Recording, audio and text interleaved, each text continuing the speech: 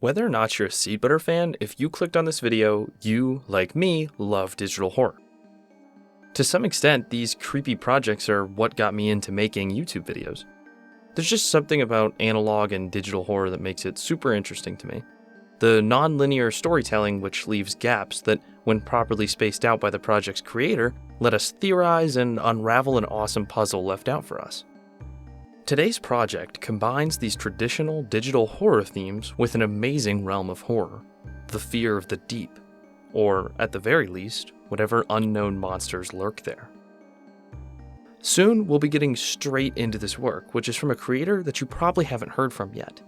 Before watching, I highly recommend that you check out and support their channel to encourage them to keep making videos like this one. Also, I'll briefly mention that if you enjoy this video, you definitely need to subscribe to my channel for similar uploads, including deep dives into all sorts of mysteries and theories just like this one. Thanks for your time and enjoy the video. The project that we're going to be looking at today is named Paradisus. It's from a new creator who's active on YouTube and Instagram, if you want to check them out on either of those platforms. This project saw its heyday around a year ago, and while I hope this isn't the case, it's likely concluded, or is at the very least on a hiatus. While that's left room for the creator to try new projects, which you should also check out, those won't be what we're looking at today. We're just going to focus on this first project, which dives into a son's journey to investigate his father's work, leading him down a rabbit hole of oceanic mysteries and creatures. If that interests you, make sure to stick around to the end of this video for all of our theories. With that said, let's get right into this with the first upload.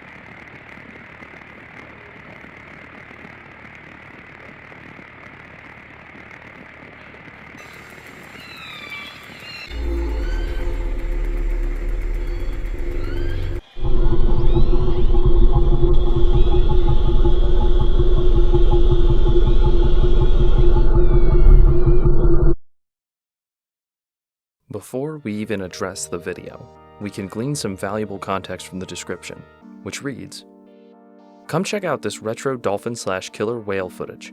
This was taken in 1989 when we deployed cameras into the North Pacific Ocean to research killer whales. Very cool. This footage has at some point been tampered with and cut. Paradisus." So, what we're looking at is an underwater research camera hailing from Cold Bay, Alaska. Or, more accurately, footage taken by one in 1989, presented by Paradisus, which, at this point, appears to be a research company. The footage appears at first glance pretty unsuspecting. We see a killer whale gently gliding near the ocean floor, but then, a series of strange events occur. There appears to be some disruption, which sends debris leftwards relative to the camera, and the killer whale, an undoubtedly apex predator, seems to hurry back the other way. Then, a great noise can be heard, and the camera records a flash of light before shutting down. Now, we don't know whether or not the noise is what caused all the debris to move and caused the whale to flee. We can't even confirm that they're related events, nor do we know if the whale actually saw anything. We also can't tell yet what this flash is at the end of the footage, or if it's just some of the footage disruption indicated in the description. Hopefully, we can answer these questions later on, because right now, it's time to move to the second video. Also, FYI, there's a little bit of a jump scare in this footage.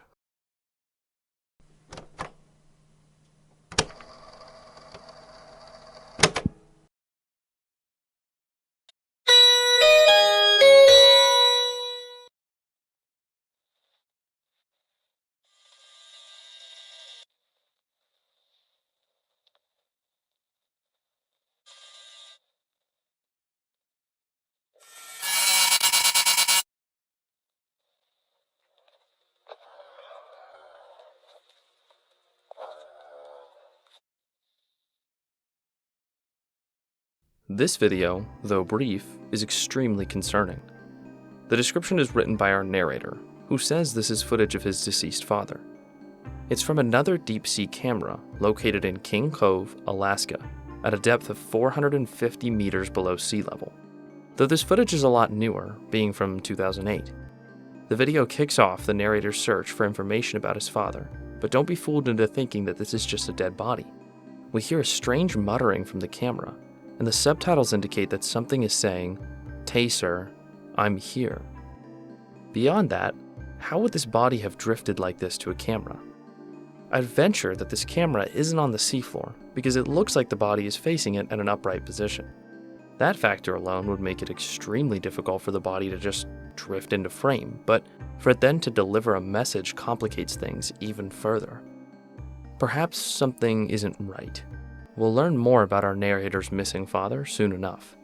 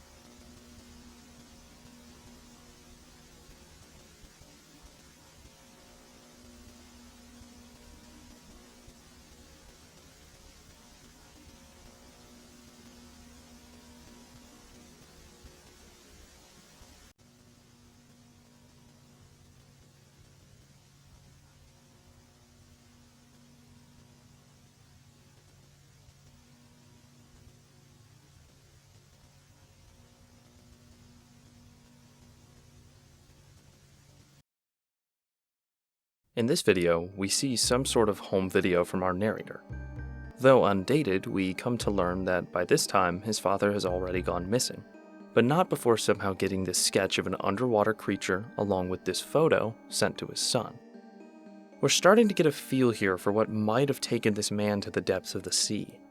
Now, something I'll point out is that this video is once again framed with the intro of Paradisus, making me think that whatever this organization is actually holds all this data, somehow recovering it from the sun, and they're analyzing it or storing it for themselves. But without even thinking about that yet, let's just appreciate whatever the hell this thing is.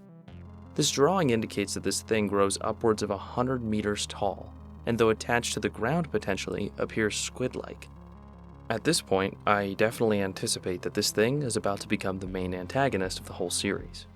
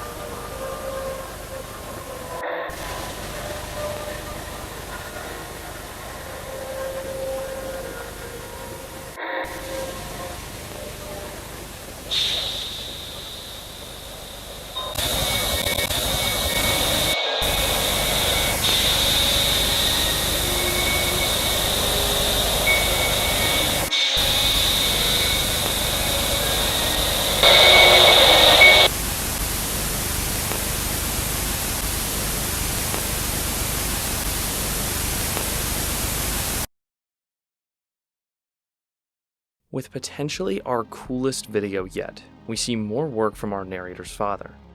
Based on the title, this is some sort of lost promotional or educational video from Paradisus, which at this point I think we can definitively call a research group focusing on studying the ocean and that which lies within.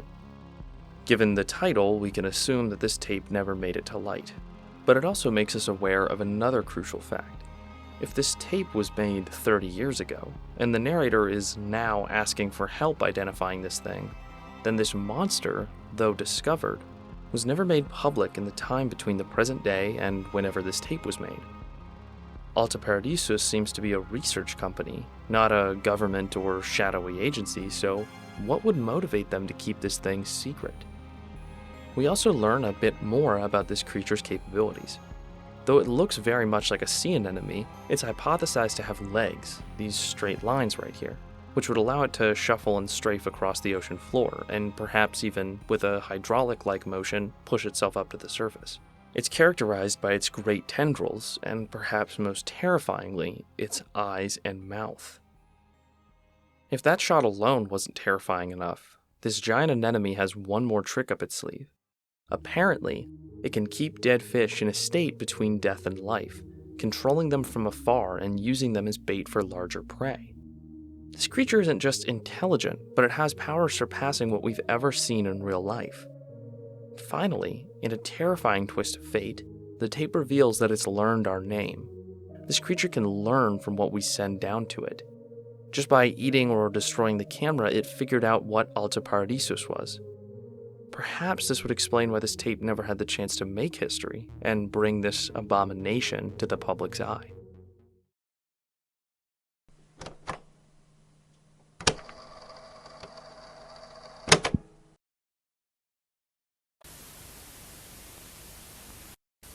All documented sightings of the large actinaria 1990 to 91. All documented sightings of the large actinaria 1990 to 2013. As sightings of what we are dubbing the actinaria increase, we intend to expand security and surveillance efforts across the coasts of the Alaskan Peninsula. We want nothing more than for the citizens of Alaska to be safe while venturing into water, as the actinaria has already caused many ship accidents. As these attacks grow, the risk of the discovery of this creature does as well. We not only need to fight for security and safety, but for the confidentiality of the actinaria. Many pictures have already been surfacing online of the actinaria, and many forums and chat rooms have been discussing the possibilities of what this could be. Taken from King Cove, Alaska, and posted onto Facebook by Jared Grimes on March 7, 2013. Taken from Kodiak, Alaska by Sam Milberts and posted onto both Instagram and Twitter on April 13, 2013. Taken from Bolkovsky, Alaska and posted onto Reddit on March 10, 2013 by user Clam2Oasis. Since finding the former posts, the users have been dealt with and the posts have been taken down. Do not post about this anywhere.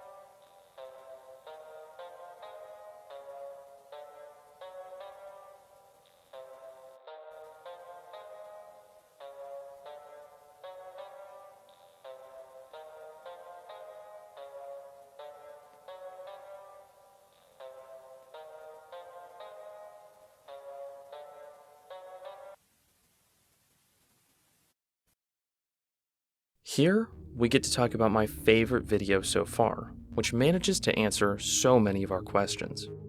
I don't even know where to begin with all the new information we've learned.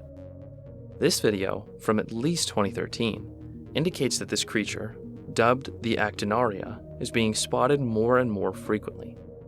Perhaps we woke it up with our initial contact, or it's just being seen more frequently now. But Paradisus exploration, or APE as I'll refer to them from here on out, seems to have changed and expanded their reach quite a bit. In just a few decades, they've done a 180 from exploring the ocean and producing science to policing the entire coast of Alaska for the actinaria, And taking a bit of an SCP organization role, they're policing the internet as well, shutting down reports of the creature and quote-unquote dealing with those who report and theorize on it. When this is discussed, we're treated to more images of the creature, which all look terrifying. They also indicate that the actinaria is killing people by destroying boats, leaving these poor sailors to the wretched fate of mind control and bait for God knows how long. The tape ends rather ominously, with a warning not to discuss this beast.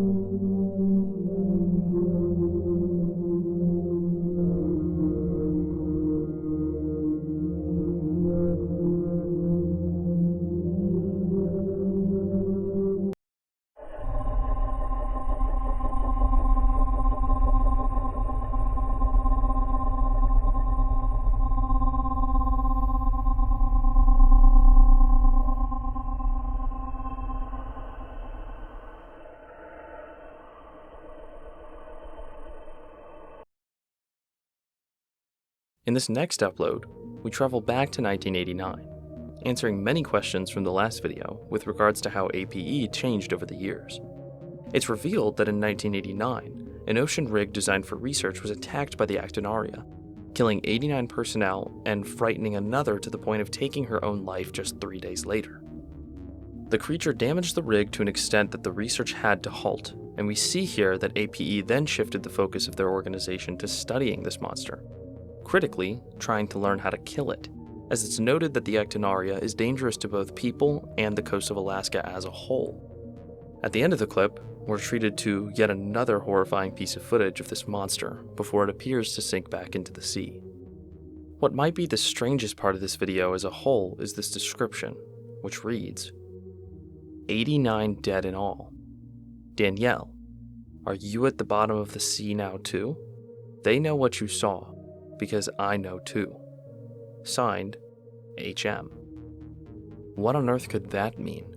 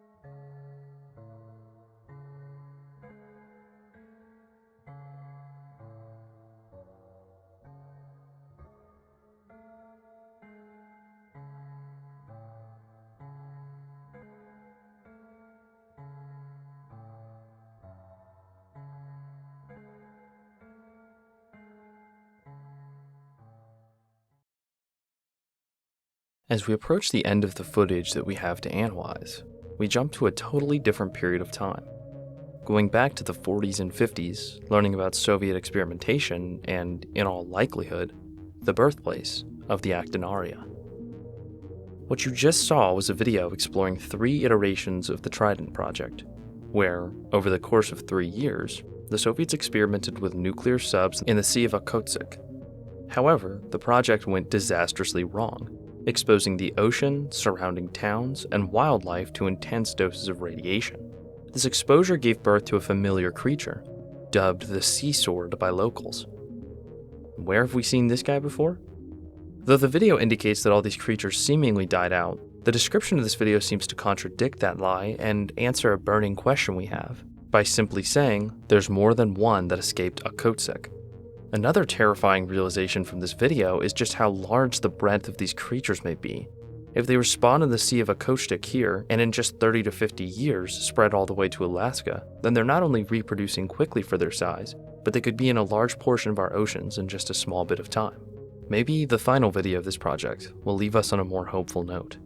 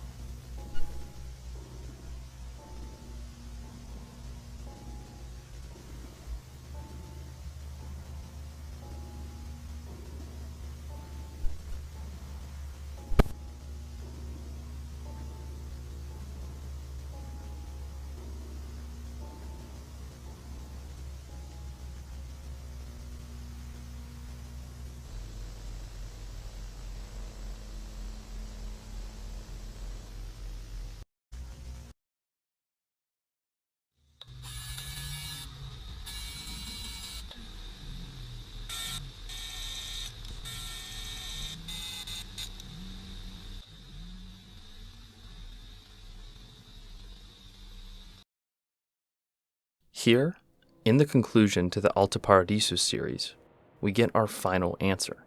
Not on what this creature is, not on if we can kill it, and not on what APE is up to, but what happened to our narrator's father, confirming that he was the man from the second video. In this tape, it's revealed that our narrator's father, James, worked at APE, and was likely the individual most directly responsible for the discovery of the actinaria. According to the narrator of this video, Henry Moore, James took a bit of an obsession to the creature, and was responsible for the creature learning the company name. We then learned that Henry Moore, HM, is the father of Danielle Moore, who was the only survivor of the oil rig attack, until, of course, she took her own life. Though Henry and James were once best friends, Henry vehemently blames James for the loss of his daughter, and takes revenge. Or, in his own words, what he calls prevention. He drugs James, taping him to a sign with the Paradisus name, and leaves him in the ocean for the creature to take. The actinaria surfaces, looks at Henry, and then takes James to the depths, knowing that he's an APE employee. For some time, the creature enveloped him into its network of zombie prey, keeping him alive and thinking. Well, that wasn't exactly the hopeful ending I was wishing we'd get, but we did close a few doors. I can only hope that our narrator, whoever he is, has access to this taped confession, and can finally rest knowing what happened to his dad. Or maybe it's better that this terrible fate remains unknown. There isn't much to theorize about here, like I do with my other videos. I feel like we kinda know what went down. In the 1950s, radioactive contamination from nuclear submarine tests was dispelled into the sea from the Soviet Union, disfiguring people, killing wildlife, and mutating something, probably sea anemones, into these massive beasts. Over time, these creatures spread, proliferating throughout the ocean, reaching all the way to Alaska, at least. They possess a great degree of intelligence. They can read, they can see, and they can keep living beings thinking, even in unsurvivable conditions. Though it typically uses this power to attract prey, it can also act vengefully against people, and does so against APE members, because it has some grudge against them. Over the course of the 90s and early 2000s, sightings of the creatures increased, demonstrating that they're reproducing quickly and spreading. Based on the video regarding Project Trident, we believe that there are more than one of these creatures, but it's likely that the adversary throughout this series is just a specific one, drifting along the Alaskan waters.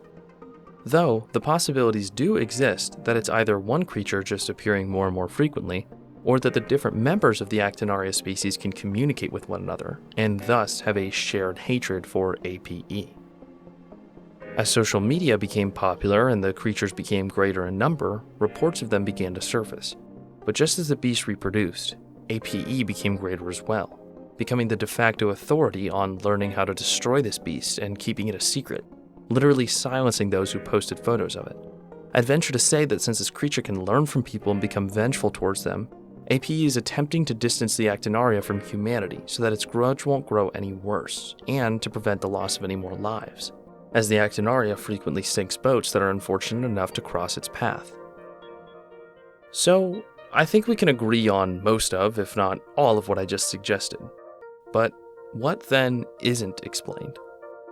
Well, we aren't sure of what happens next. We have no idea of what's occurred since 2013. Did the narrator ever learn what happened to his father? And if so, what did he do about it? Did the public ever discover the actinaria? Is APE somehow related to the government, and if so, in what capacity? How strong is their outreach? Did the radiation give way to any other creatures? And how powerful are these great anemones exactly? How far can their intelligence go? And are they still evolving rapidly due to radiation? These are all questions that I hope get answered with time. To help make that happen, I would really love it if each and every one of you could subscribe to Elite on YouTube and give as much attention as you can to this older series so that it can hopefully be revived for a second season, where we'll then be able to further theorize about these topics. With that all said, I won't bore you with the long conclusion. I'll just say that at this point, if you've tolerated my yapping for this long, you should absolutely subscribe. I'd also love to see you in my Discord, where you can help pick future video topics and talk about existing theories. With that all said and done, thank you, and enjoy your night.